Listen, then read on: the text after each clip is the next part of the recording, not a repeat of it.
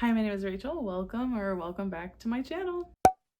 So February was a bit of a mixture as far as reading goes for me. I feel like I started off really strong and I was really excited to read a lot of things and dive into a lot of good stories, but then I just kind of kept finding myself like fighting slump after slump.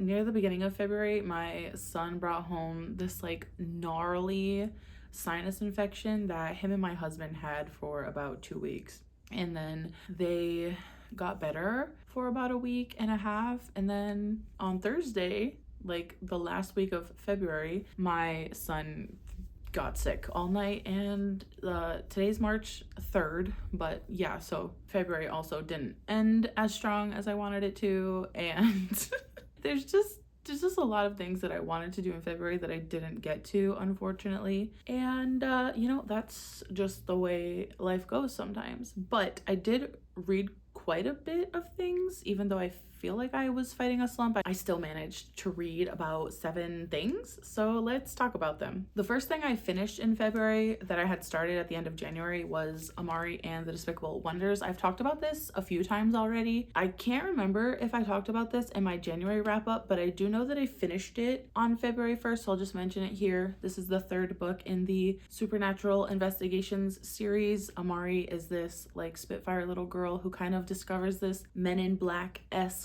world like lurking under the surface of like the human world, and she gets entwined with that place and goes to this academy and learns about all these magical creatures and like how to investigate stuff.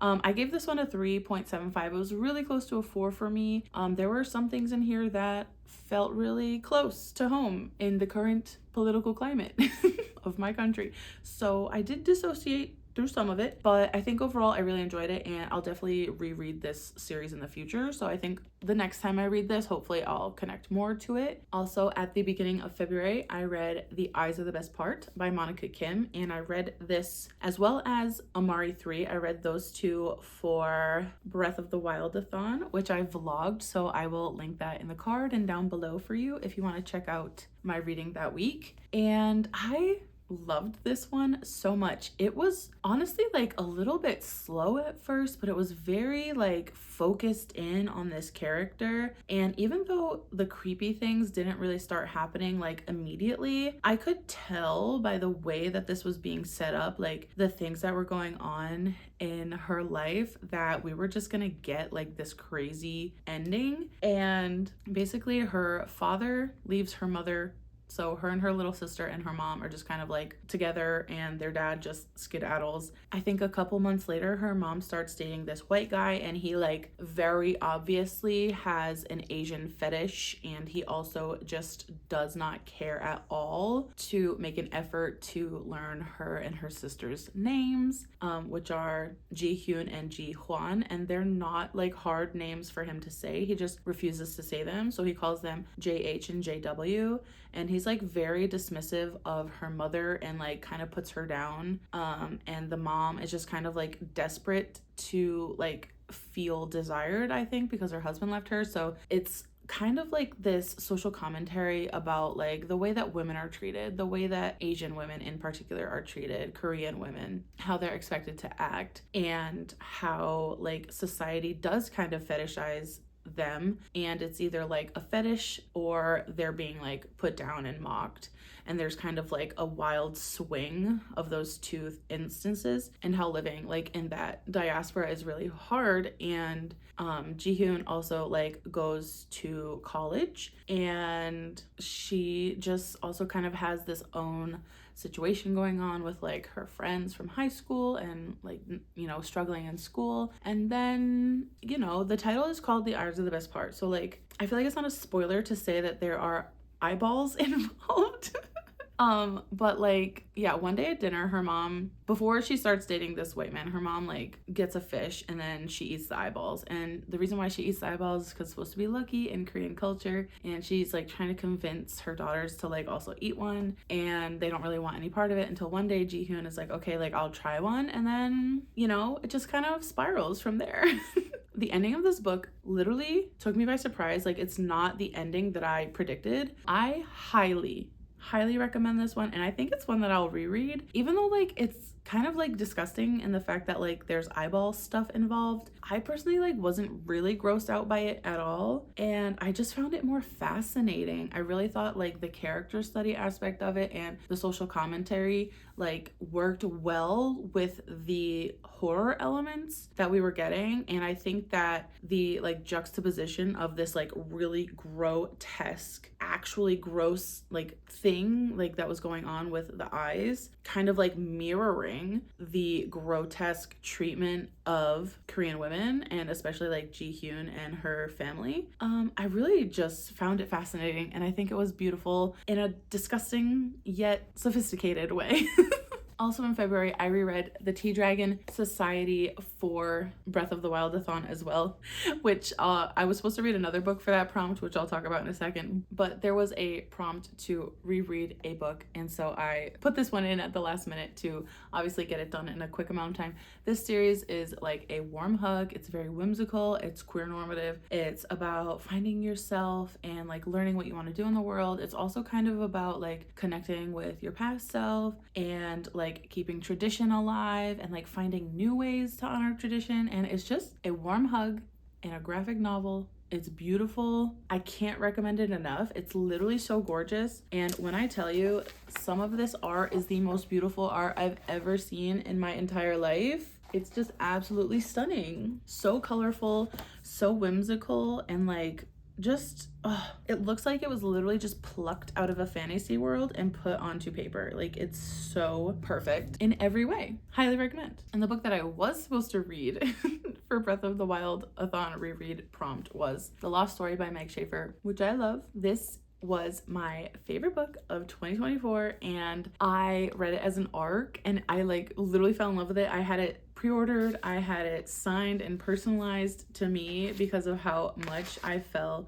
in love with this story. Like, and I literally forced two of my friends to read it, and they both also super loved it, so that really felt like vindicating to me. I was like, yes, I knew you'd like it. I have talked about this so much recently. I will try to keep it short, but this story is about two boys who go missing when they are 16 and they come back 6 months later. One of them can remember everything that happened and one of them can't, and they kind of go their separate ways, and then we like jump forward in the future to this young woman named Emily. She's looking for her long lost sister. They were separated when she was little. Emily was adopted, and after her adopted mother died of cancer, she kind of reaches out through like DNA testing to see if she has any family and find her birth parent, and realizes that she has a sister, and she enlists the help of Jeremy, who is one of the boys who went missing, and he's the one who remembers everything. And Jeremy went into the field of like of finding missing people after he came back and like grew up, and like that was his career path, is like he is a famous search and rescuer. And so him and Emily team up, and then they go and enlist the help of Rafe, who is the boy who can't remember what happened when they went missing. And the three of them go on a quest to find Emily's sister, and there's lots of magic and whimsy, and there is like another sense of finding yourself in this story. You'll find that a lot of books that I read and love are books that involve like going on a journey where you kind of like figure out what you want in life, and then like with a group of people that are like misfits and don't really like feel like they belong somewhere, but then the group of people kind of becomes this found family situation. And I just always love that trope so much. This book was inspired by the Chronicles of Narnia, so there is a little bit of a portal fantasy element in here, but I've talked about it so much recently, so I'm not going to keep blathering on, and I just want to let you know, if you read this book and you love it, feel free to like come in my comments or DM me on Instagram, whatever. I will always want to talk about this book, so feel free to reach out to me. The next book I read in February was also a reread, and that was All Boys Aren't Blue by George M. Johnson. And I read this for Reads with Rachel's book club, which is called Julie Hates This Book Club. And it is a book club specifically to read books that her local book banner down in Florida always tries to get banned. So this month in February, we read All Boys Aren't Blue. And this was a reread for me. Like I said, I had originally read this in September during Banned Books Week. And I think this book is really great because it is a look at the life of a real life person who is Black and queer, and just the way that they experience life because of societal norms, because of societal oppression, microaggressive racism, overt racism, and just the way that their life kind of led them to basically the path like where they are now. And I think it's a great look at George's life from their childhood. And first of all, listening to this on audio really just feels like you're listening to a good friend who is kind of really just needing to connect with you and tell you about all the things that they've been through. And so I really appreciate the way that George sort of wove together the story of their childhood with some facts about like America as a country, some facts about like queer folk, statistics about like growing up that way, and a look at some different ways that abuse can happen to children and the experiences that formed George M. Johnson as a person and author. This book does have a lot of trigger warnings, so if you do want to read this memoir, I would say that it does talk about homophobia, racism, child abuse on page, like child assault on page. There is also child sexual assault on page, and there is talk about like death of a loved one, cancer, and the author does dead name a dead trans family member, which I think some people take issue with, and I'm not a trans person, so it's not in my place to say whether that's okay or not, but I just figure I would mention it because I recently heard somebody bring that up, and when reading it, I didn't think anything of it off the top of my head, but then the second time on a reread, obviously I noticed it more, and I was like, oh, okay, I see where you were talking about that, so that makes sense. But this book is a book that overall I think is really amazing for people who want to break their like preconceived notions of Black families or queer families, especially queer Black children. And I also just really think that this is a memoir that people should read so you can try to understand people who are different than you. The next book I read in February was Nana by Brandon Massey, and this book, first of all, the premise of it like had me so interested because the premise is that this woman, Monica, has her kind of like adopted mother, like grandmother type figure dies at the beginning, which we see how she dies in the prologue, and then the story kicks off and Monica is like at the funeral with her husband Troy and her kids, and Troy goes outside and sees this woman who's just kind of standing there, and he walks up to her and he's like kind of womanizing her in his head, and he's like, ooh, this old lady's like kind of badass for an oldie, like it's really disgusting behavior from him, honestly, because he's literally at a funeral with his wife. But anyways, he walks up to her and it turns out that she's Monica's like birth mother who had like left Monica with the elderly lady that cared for her, who was kind of her grandmother slash mother figure. And she gets to know Monica in like a little bit, like surface level at the funeral, and ends up staying with them for a while. And just things just happen in this book that are honestly fucking insane. I would also say that this book needs a trigger warning for rape. There is literally a rape on the page, which no one ever told me, and like I'm not someone who's affected by that. Like that doesn't bother me all the time. Occasionally it will, depending on like the graphicness or the nature of it, but for the most part like it doesn't trigger me.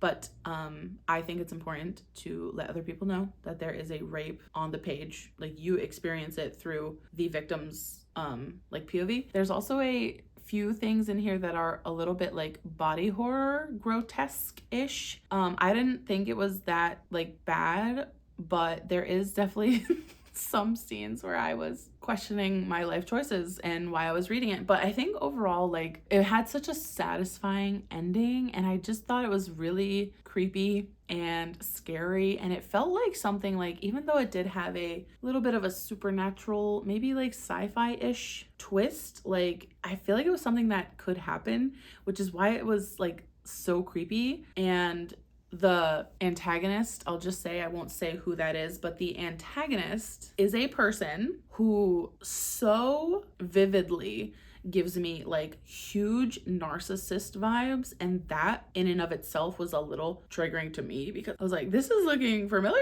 this is looking like something I've had to deal with, and I don't like reading about it. But I think Brandon Massey really made me hate a couple of the characters. And I also, like, even though I hated the antagonist and one of the like main characters, I found myself rooting for like the main character that I hated just because I hated the antagonist that much more. Like, it was visceral. I felt physical anger in my body over this fictional antagonist. Woo! This was short, and I also think the audiobook was really good. I started it physically and then finished it on audio.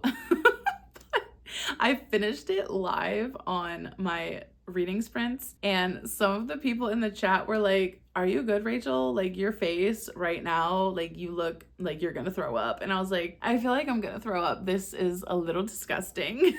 There was a phrase said into my ears because I was listening to it that I literally heard it and just went, I can't, I'm tapped out, I need a break. But no, I finished it and it was really good. And I gave it like 4.5 stars. I'm really excited to dive into more of Brandon Massey's work after having read the monstrosity that is Nana. But I don't know what else to say about it because I don't want to spoil it like at all. Like, I don't want to say anything because I think that if you're gonna read it, like, just read the synopsis. It tells you just enough for you to be intrigued.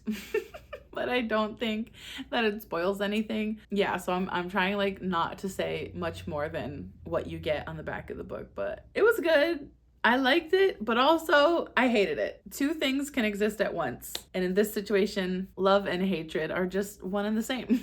And the last book that I finished in February was Witchcraft for Wayward Girls by Grady Hendrix. I actually really quickly speed read this at the end of the month because I really wanted to watch Kayla from Books and Lala's live show for it for her Literally Dead book club. And I think overall, I liked this one, right?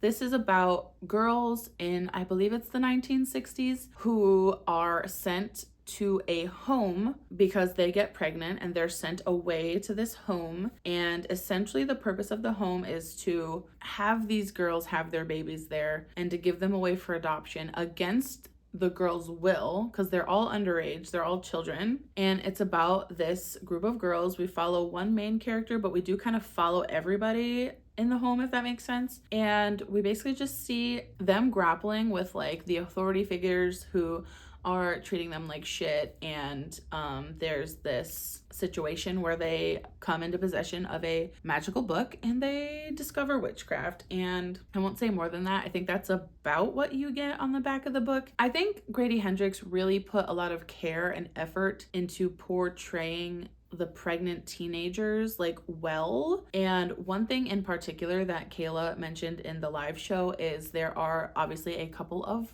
birth scenes because it's about pregnant teenagers, and Grady Hendrix really made sure to have the birthing scenes that involved underaged women be very medical and methodical. It felt like he really wanted to respect the fact that they are children. He didn't really go into like too much unnecessary, grotesque, like horror things during the birth of these teenage women, other than like the just natural horrors that come with birth, because you know, not every birth is easy. Again, I'm trying to explain this without spoiling, but I just wanted to point out, like, I really agreed with what Kayla said about Grady Hendrix, like making sure as a man, as a grown man writing about a teenager giving birth, like to kind of make sure that those scenes were like respectful and he did them carefully. And I think there were things that he did well. I think the pregnancy home aspect and the like what was happening to those girls in the 60s part was really well researched, and a lot of people in the live show kind of all agreed that the witchcraft like left something to be desired. One of Kayla's co-hosts, Jade from Jade Juniper, who I'll also link down below. I will link Kayla and all of her co-hosts for this live show down below. But Jade had mentioned that they sort of grew up around witchcraft and how it felt almost like offensive because it was kind of just like a hodgepodge of different witchcraft ideologies that were just kind of like smushed together. And then he also made up a lot of things to just kind of throw in there, which like obviously when you're writing fiction, like if you're gonna make up a magic system or like make up a like some kind of occult system in your book, like just I would say like just go gung-ho in the fact that you're like making it up and like just invent your own thing. But I think because it was kind of this hodgepodge thrown together aspect that it didn't feel like respectful sometimes. And apparently he had written a couple of drafts of this book without magic at all, and then ended up going back and added like magic to it later. And I think you can tell in some places because there are some places where like there's kind of a magic thing that happens that like doesn't change the scene at all, and like you're just kind of like, why was that there? But then there were some things with the magic that was cool,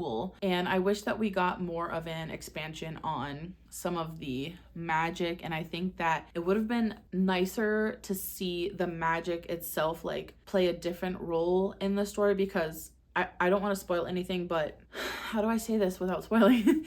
So the main character that we follow arrives to the home, and then the other girls are already there. They're kind of going through this thing, and we're like seeing the character that we get there with learn the process and what's expected of her. And then we like get the magic book, and then they kind of have some things happening with that. And it's like they have these like antagonists in one direction with like the authority figures that are in the home, and then they have this other plot with the magic, and there's like a different set of antagonists. And it's like the magic, like I thought going into the book, I thought the magic was going to be this empowering like thing that these girls could harness and like gain a sense of self and gain agency and gain control over their futures. And honestly, like the magic just kind of added another level of oppression to them, and like it was just a little disappointing. And also one of Kayla's co-hosts was a Black woman, and she said that, you know, from her eyes, I didn't notice it at the time, but looking back on it now, she is entirely correct. But from her eyes, she said like the Black characters were literally very stereotypical, and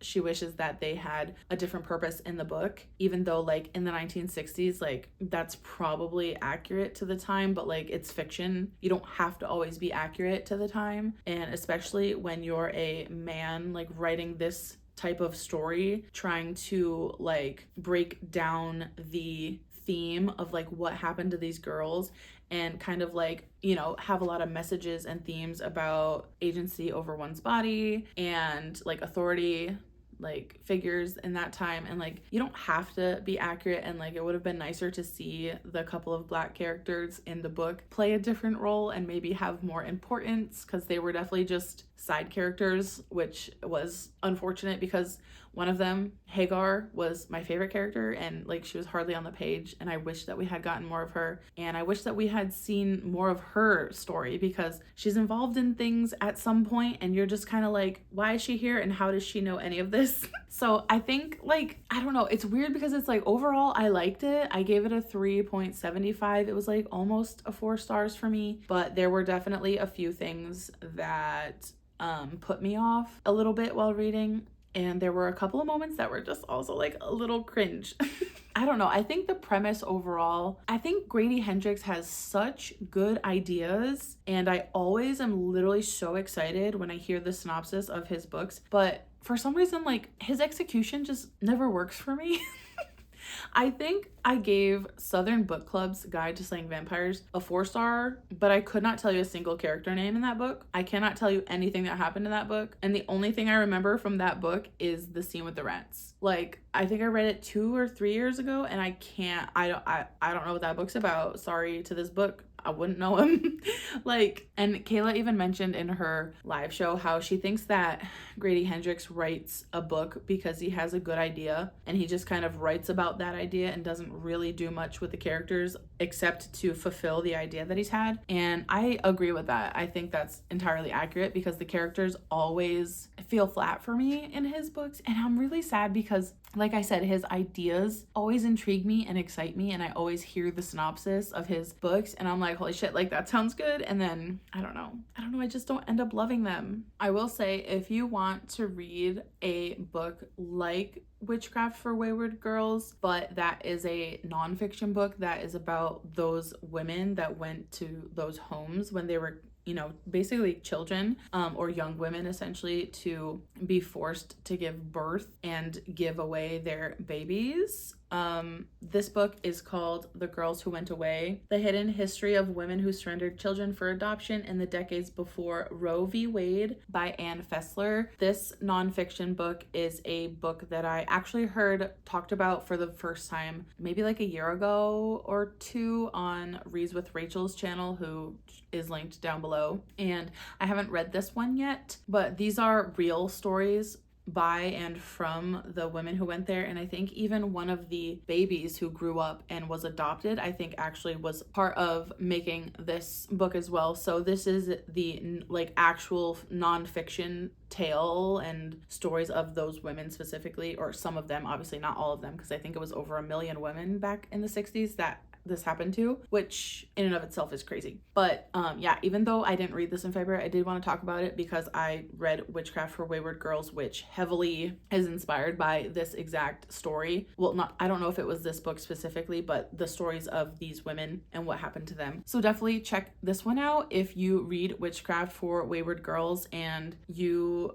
like me, were just horrified by the shit that these teenage girls had to go through. And I bought this before I read Witchcraft for Wayward Girls, and this came out way before that. So I am definitely going to read this. I think reading Witchcraft for Wayward Girls gave me more desire to learn about the real story, even though obviously like I already had this book. But I think this one will be hard to read. I think this is going to be sad and like harrowing because this is real people. And even listening to the Grady Hendrix audiobook, even though I only gave it a 3.75, at the end there's this one scene where I won't spoil, but there's an epilogue, and there's something that happens in that epilogue. As a mother, like hearing it, even though it was fictional, I knew in that moment, I was like, wow, this scene in this fictional story is definitely something that has happened to these real life women. And even just thinking about it makes me want to cry, even though I didn't love the book overall. Like that one moment just broke my heart.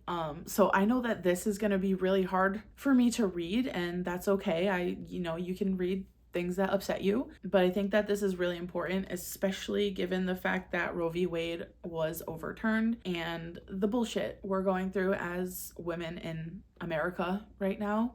Yeah, so I wanted to highlight this book even though I haven't read it yet, just because I did read the Grady Hendrix book that is inspired by this real, very unfortunate thing that happened. Those are all the books I read in February. Again, I feel like I read a lot, but I also feel like I fought a slump so hard this month, and it's already March 3rd. I say already, it's 3 days into March, but given that my whole family is just now today starting to get over a sickness that has been happening for the last 5 days, I feel like March is also off to a slow start for me. So send me your good luck, good wishes for the rest of my March. And I hope that you have a great month in March as well. Please tell me your favorite book that you read in February, and if you plan on checking out any of the books I mentioned in this video. And if you made it this far in the video, please leave the crystal ball emoji down in the comments, and I will see you in the next one. Bye!